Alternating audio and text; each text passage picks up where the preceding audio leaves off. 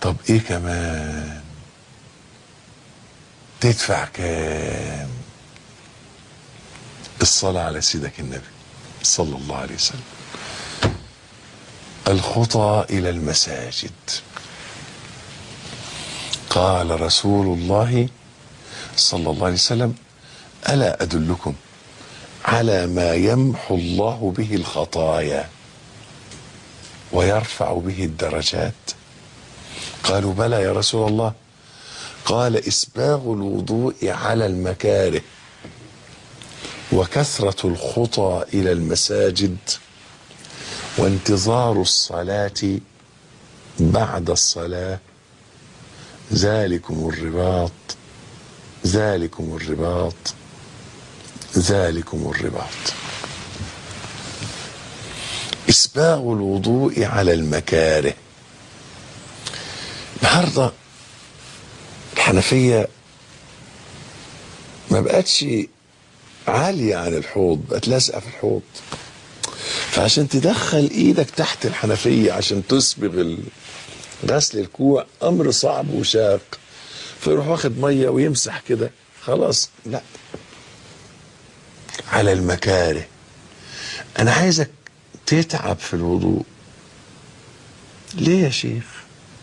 عايزنا نتعب ليه؟ يا عم الراحة حلوة، هو انتوا ما وراكوش الا التعب؟ يا ابني يا ابني، التعب لربنا تعب لذيذ. مش احيانا تيجي لحد بتحبه وتقول له انا نفسي اتعب لك، اطلب مني حاجة، امرني بحاجة، عايز اعمل خدمة، نفسي اتعب لك، صح كده؟ مش وارد اللفظ ده؟ واحد تاني يقول لك تعبناك، تقول له ايه؟ تعبك راحة، انا نفسي تتعبني كده كل يوم. سبحان الله. ما نفسكش تتعب لربنا؟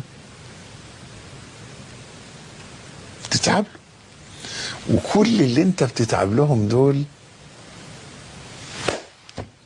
مش عايز اقول لك، بيعانوا من قلة الاصل. مش هتلاقي في الاخر نكران الجميل. اما حين تتعامل مع الله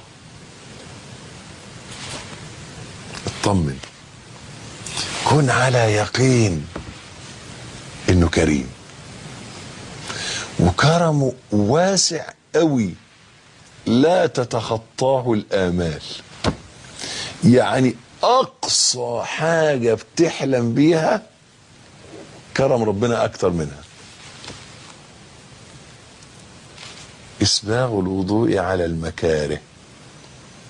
الاخوة اللي بيمسحوا على الشراب، يا عم اقلع الشراب واغسل رجليك. ليه يا شيخ؟ مسح على الجورب سنة. والله انا عارفها دي ومتأكد منها وبقول بيها ان المسح على الجورب سنة، لكن فين اسباغ الوضوء على المكاره؟ دي درجة عالية، درجة عالية. اللي خايفة تمسح على شعرها عشان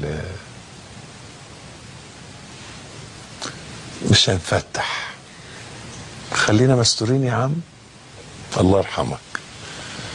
اسباغ الوضوء على المكاره. 2، كثرة الخطى إلى المساجد.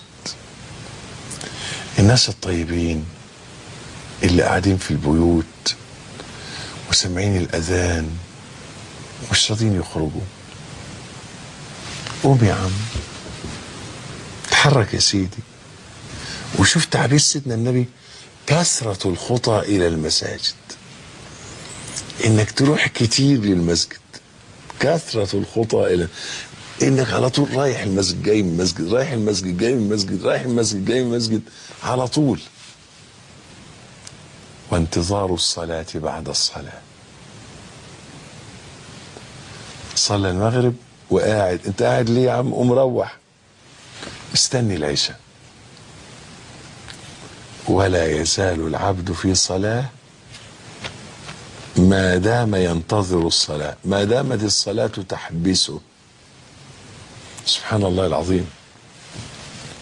وقد رأيت أمي تفرش السجادة وتقعد تصلي. اوعى يا حاجة هنشد السجادة من تحت منها. لا لا لا خليها. ليه؟ اما اصلي العصر يا حاجة، احنا لسه الظهر. خليها مستنية العصر من الظهر. يعني انا قصدت اقول الكلمة دي علشان الاخوات في البيوت، عشان النساء اللي في البيوت ممكن يبقى لهم نصيب من الكلام ده كله، تقدر تنفذه. تقول لي كثرة الخطى الى المساجد نجيبها منين؟ معلش، وصلاتها في بيتها خير لها. فلو ربنا عالم من قلبك ومن نيتك ان انت فعلا كنت تحب تروح المسجد بس قاعده غصب عنك لانه يحب ذلك سبحانه، تكتب لك الاجر وزياده وهو كريم.